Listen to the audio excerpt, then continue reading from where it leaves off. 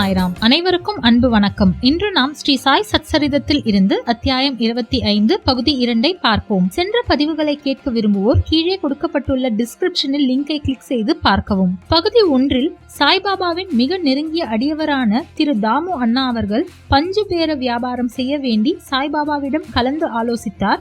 ஆனால் சாய்பாபாவோ அந்த வியாபாரத்தை எடுத்து நடத்த வேண்டாம் என கூறியதால் அந்த யோசனை தாமு அண்ணாவால் கைவிடப்பட்டது. இப்போது அவரின் அடுத்த கட்டமான தானிய வியாபாரத்தின் விஷயங்களை பார்ப்போம். தானிய வியாபாரம்.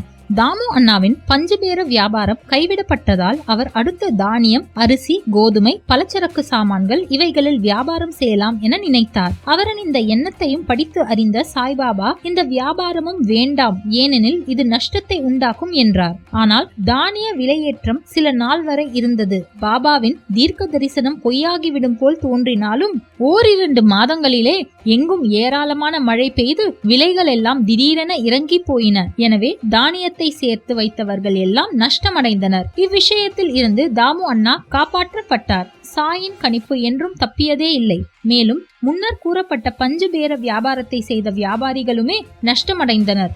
பஞ்சு, தானியம் என்ற 2 வியாபாரங்களிலும் உள்ள பலத்த நஷ்டத்தில் இருந்து தன்னை காப்பாற்றியதை கண்ட தாமு அண்ணாவின் நம்பிக்கை பலமடைந்து பாபாவின் உண்மை பக்தராக முழுவதுமாக மாறினார். ஆம்ர லீலா, மாம்பழ அற்புதம். ஒருமுறை 300 நல்ல மாம்பழங்கள் கொண்ட ஒரு பார்சல் சீரடிக்கு வந்தது.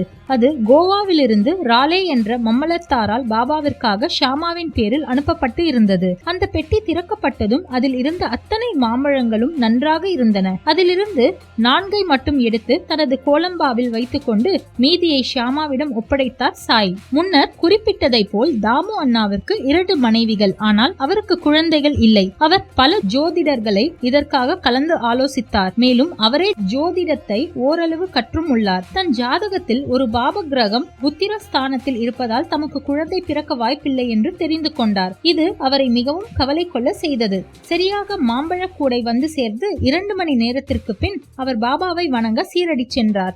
மற்றவர்கள் எல்லாம் தங்களுக்கு அந்த சுவைமிக்க மாம்பழங்கள் கிடைக்காதா என்று ஏங்கிக் கொண்டு இருந்தனர். அப்போது பாபா தாமு அண்ணாவை பார்த்து, நீ இந்த மாம்பழங்களை எடுத்துக்கொள், இதை உண்டு மறிக்க வேண்டும் என்றார். இவ்வார்த்தைகளை கேட்ட தாமு அண்ணாவோ சற்று அதிர்ச்சி அடைந்தார். ஆனால் மஹல்சாபதி அவைகளை விளக்கினார்.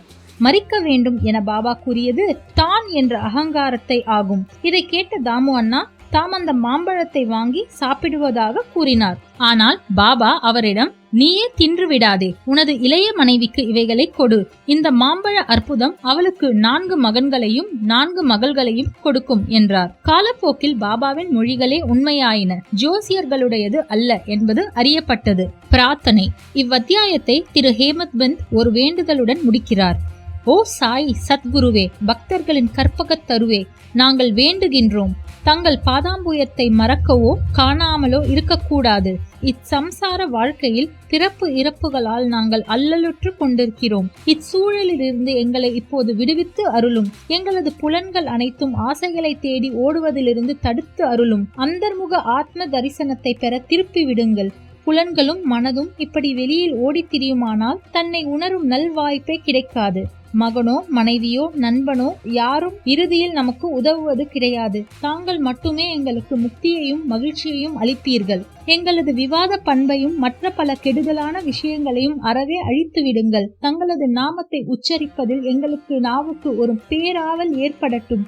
எங்களது நல்ல கெட்ட எண்ணங்களை எல்லாம் துரத்திவிட்டு எங்களது வீடு, உடல் இவைகளை பற்றிய உணர்வை மறக்க செய்து எங்களது தான் என்ற அகங்காரத்தை அழித்து விடுங்கள். எப்போதும் தங்கள் நாமத்தையே நினைவு கூர்ந்து மற்ற எல்லாவற்றையும் மறந்துவிட செய்யுங்கள். எங்களது மனச்சலனங்களை அடக்கி அமைதி, சாந்தம் இவைகளை எங்களுக்கு அருளுங்கள். தாங்கள் எங்களை சற்றே அரவணைத்தால் எங்கள் அறியாமை இருள் மறைந்து உங்கள் ஒளி பெற்ற மகிழ்வுடன் வாழ்வோம். தங்களது நல் அருளினாலும் எங்களது முந்தைய நல் வினைகளாலும் தங்களது லீலாமிருதத்தை பருக செய்து ஆழ்ந்த துயிலிலிருந்து எங்களை எழுப்பிவிட்டீர்கள். நன்றி. இத்துடன் இந்த அத்தியாயம் முடிவடைகிறது. மீண்டும் அடுத்த பதிவில் சந்திப்போம். ஸ்ரீ சாயியை பணிக. அனைவருக்கும் சாந்தி நிலவட்டும். ஓம் சாய்ராம். நன்றி, வணக்கம்.